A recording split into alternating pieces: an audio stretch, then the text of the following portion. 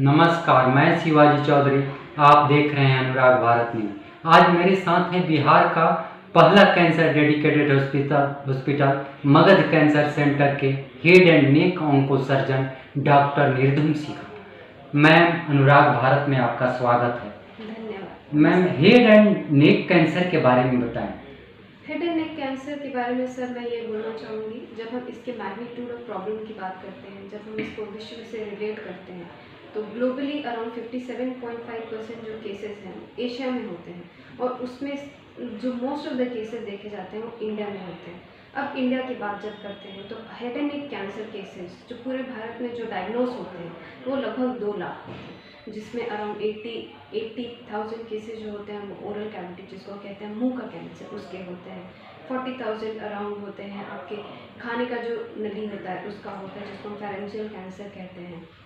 तो ये जो केसेस होते हैं उसमें जो 60 to 80% केसेस जो हमारे पास आते हैं वो एडवांस्ड केसेस होते हैं, जो होते हैं स्टेज 3 या स्टेज 4 केसेस। ये एडवांस स्टेज के बारे में थोड़ा जी, दर्शकों को। तो ये जो एडवांस स्टेजेस हैं, जब पेशेंट हमारे पास आते हैं तो हमारा मेन प्रॉब्लम जो होता है वो है इनका सर्वाइवल रेट। जब हम इस स्टेज का जब हम सर्वाइवल देखते हैं, अगर स्टेज 1 का जो पेशेंट आता है उसका 5 ईयर सर्वाइवल रेट अराउंड 80% होता है, लेकिन जब यही स्टेज 4 में आते हैं पेशेंट तो सर्वाइवल रेट घट के 23% हो जाता है। स्टेज 3 में आए तो 39% हो जाता है, जो कि काफ़ी कम है।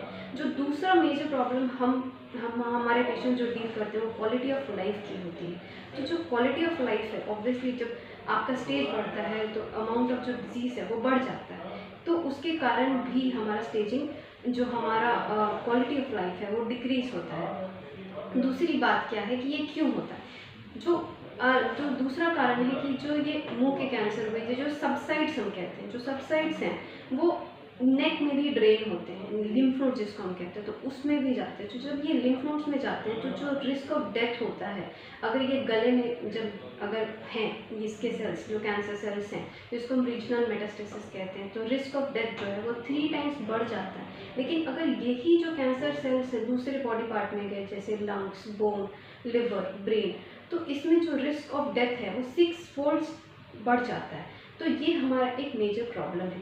नाउ अब कहते हैं ये कैसे होता है हेड एंड नेक कैंसर। जो सबसे पहला रिस्क फैक्टर है वो है टोबैको, जिसको हम तंबाकू कहते हैं। लोग तंबाकू का सेवन करते हैं, या तो वो स्मोकलेस फॉर्म में करते हैं या तो फिर वो स्मोकिंग फॉर्म में करते हैं। जी, तो जो स्मोकिंग फॉर्म है जैसे सिगरेट हुआ, बीड़ी हुआ, सिगार हुआ, तो जब अगर लोग जिसको हम कहते हैं हैवी स्मोकर्स, मतलब एक दिन में लगभग 80 सिगरेट्स का जो सेवन करते हैं, तो उनमें जो ये मुंह का जो कैंसर का जो जो फ्रीक्वेंसी होता है, जो कहते हैं कि टाइम्स ऑफ बढ़ जाता है, तो अराउंड 17 टाइम्स बढ़ जाता है। और जो ओरल कैविटी केसेस, जो मुंह के जो कैंसर केसेस होते हैं, 1/4 ये स्मोकिंग कैंसर्स वाले पेशेंट में जो स्मोकिंग करते हैं उनमें देखे जाते हैं। ये पहला है स्मोकिंग। अब जो दूसरा है वो स्मोकलेस। जो स्मोकलेस है उसमें लोग खैनी खाते हैं, गुटखा खाते हैं, तो ये अलग अलग तरीके से लोग इसका सेवन करते हैं। उसमें भी जो जहाँ पे वो रखते हैं जिसको हम कहते हैं जीबी सल्कस रीजन, जो जीबी सल्कस रीजन है वो आपके ये गाल है और जो दांत वो जो उसके बीच में, तो उसको वो क्विड जो रखते हैं, जिसका ड्यूरेशन बहुत लंबे समय तक वो रखते हैं, जिसके कारण वो कैंसर होने की संभावना बहुत हद तक बढ़ जाती है। उसके बाद दूसरा है अल्कोहल। जो लोग अल्कोहल का सेवन करते हैं, अगर सिर्फ अल्कोहल का सेवन कर रहे हैं तो जो नॉर्मल पॉपुलेशन है उसके मुकाबले उनकी ओरल कैंसर होने के जो चांसेस होते हैं वो लगभग 3 टाइम्स बढ़ जाते हैं। लेकिन यही अगर अल्कोहल वो लोग और किसी और पदार्थ के साथ मिक्स करके लेते हैं, लाइक टोबैको भी ले रहे हैं या फिर पान ले रहे हैं, तो उसमें 11 टाइम्स ओरल कैंसर होने के चांसेस बढ़ जाते हैं। तो अभी इसको हम कहते हैं सिनर्जिस्टिक इफेक्ट। ये है हमारा दूसरा रिस्क फैक्टर। जो तीसरा रिस्क फैक्टर जिसको हम कहते हैं प्री मैलिग्नेंट लीजन। बहुत सारे प्री मैलिग्नेंट लीजन होते हैं, पेशेंट के मुंह में वाइट कलर का लाइन दिख रहा है या पैच दिख रहा है, रेड कलर का पैच दिख रहा है, जी, वो छाले भी पड़ रहे हैं अगर, तो ये जो OSMF हुआ जिसको ओरल सर्विकस फाइब्रोसिस कहते हैं, ये सारे प्री मैलिग्नेंट लीजन हैं जो आपके कैंसर से एक स्टेज जो आगे होते हैं।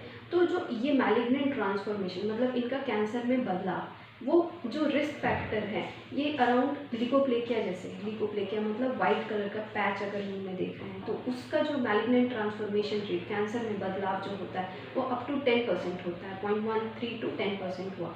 अगर वही ओरल सबम्यूकस फाइब्रोसिस है तो उसका मैलिग्नेंट ट्रांसफॉर्मेशन रेट अराउंड 17% तक चला जाता है। फिर दूसरा है जैसे वायरस वगैरह के कारण भी होता है, जैसे human papilloma virus, HPV virus जिसको हम कहते हैं, वो ओरोफैरिंक्स में देखा जाता है, वो एक है। फिर उसके बाद ऑर्गन ट्रांसप्लांटेशन वगैरह अगर किसी ने करवाया तो उसके कारण इम्यूनोसप्रेशन हो गया, जैसे किडनी ट्रांसप्लांटेशन, उन पेशेंट्स में भी हेड एंड नेक कैंसर्स देखे जाते हैं। नेक्स्ट अगर नेक्स्ट जो बात कर रहे हैं कि सिम्टम्स क्या क्या हैं, तो जब हम सिम्टम्स की बात करते हैं तो अगर कोई पेशेंट को मुंह में वाइट पैच है या रेड पैच है, वो बहुत दिन से है, नॉन हीलिंग अल्सर मतलब कोई ऐसा घाव है जो भर नहीं रहा है, ब्लीडिंग एसोसिएटेड है, उसके साथ ब्लड भी आ रहा है, जबड़े में दर्द हो रहा है, या फिर सूजन है, कोई हार्ड मास फील हो रहा है, लंप फील हो रहा है, निगलने में तकलीफ़ है, बात करने में तकलीफ़ है, खाने में तकलीफ़ है, अचानक मुंह का खुलना बंद हो रहा है, तो ये सब सिम्टम्स जो हैं, ये सारे symptoms can be because of cancer, ये कैंसर के कारण हो सकते हैं। इसके अलावा अगर सांस लेने में तकलीफ़ है या फिर नाक में भी अगर मांस वगैरह फील हो रहा है या ब्लीडिंग हो रही है तो आपको उसी टाइम अपने डॉक्टर से कंसल्ट करना चाहिए। ये हमारा सिम्टम है। अगर ये सिम्टम्स कैंसर के हैं तो अर्लियर स्टेज पे वी कैन स्टॉप इट, हम उसको रोक सकते हैं, हम उसको we can treat at that early stage. Next management है। Most of the head and neck cancer जो है उसका treatment and surgery with radiotherapy होता है, लेकिन अगर सबसाइड्स की बात करें तो हर सबसाइड का अलग ट्रीटमेंट मोडालिटी है, हर सबसाइड को अलग तरीके से ट्रीट किया जाता है, बट मोस्टली जो करते हैं वो सर्जरी विथ रेडियोथेरेपी करते हैं।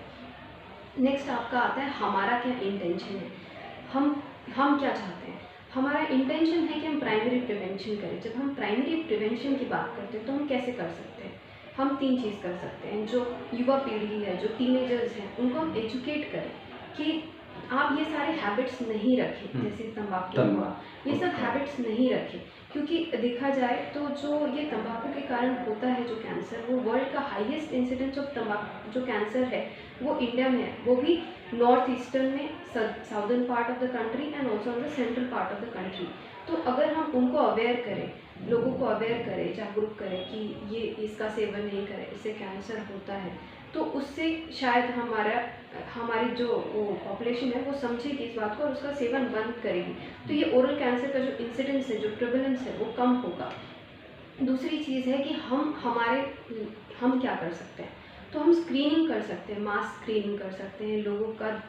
अगर कोई पेशेंट है जिसका अर्ली स्टेज कैंसर है तो उसका हम जल्दी डिटेक्ट कर सकते हैं, अर्ली स्टेज में हम डिटेक्ट कर सकते हैं, स्टेज 1 में डिटेक्ट कर सकते हैं। तो उससे एडवांटेज सिर्फ ये नहीं है कि हम उसका सर्वाइवल रेट बढ़ा रहे हैं, बट ऑल्सो हम उसका क्वालिटी ऑफ लाइफ बढ़ा रहे हैं, जो कि बहुत इम्पॉर्टेंट है। इसीलिए हम चाहेंगे कि पेशेंट्स आएँ, अगर उनको लगता है, लोगों को लगता है कि हमारे मुंह में कुछ प्रॉब्लम है, या हमारे गले या हमें सांस लेने में या हमें कोई लंप फील हो रहा है या मास फील हो रहा है, तो उनको आना चाहिए और दिखाना चाहिए, ताकि वो अर्ली स्टेज में हम उस कैंसर को डिटेक्ट कर पाएँ, स्क्रीन कर पाएँ। क्या प्राइमरी स्टेज में अगर डिटेक्ट होता है तो क्या पूरी तरह ठीक हो सकता है? सर, क्योरेबल है हर चीज़। अगर स्टेज 1 में है तो वो अच्छे से क्योर हो जाएगा, अगेन उसका सर्वाइवल रेट बढ़ जाएगा, और उसका जो रीजनल मेटास्टेसिस है या डिस्टेंस मेटास्टेसिस है उसका इंसिडेंस बहुत कम हो जाता है। तो क्योरेबल तो है डिजीज़। अंतिम सवाल, आप क्या युवाओं को क्या कहेंगी, क्या अपील करेंगी? मैं यही कहूँगी कि आप प्लीज़ तंबाकू का सेवन नहीं करें या अल्कोहल का सेवन नहीं करें, क्योंकि मेजर कॉज जो ये ओरल कैंसर का है वो इसके कारण ही होता है। तो जो चीज़ हम रोक सकते हैं या जो चीज़ से हम प्रिवेंट कर सकते हैं, इट्स बेटर कि हम उस चीज़ को अवॉइड ही करें।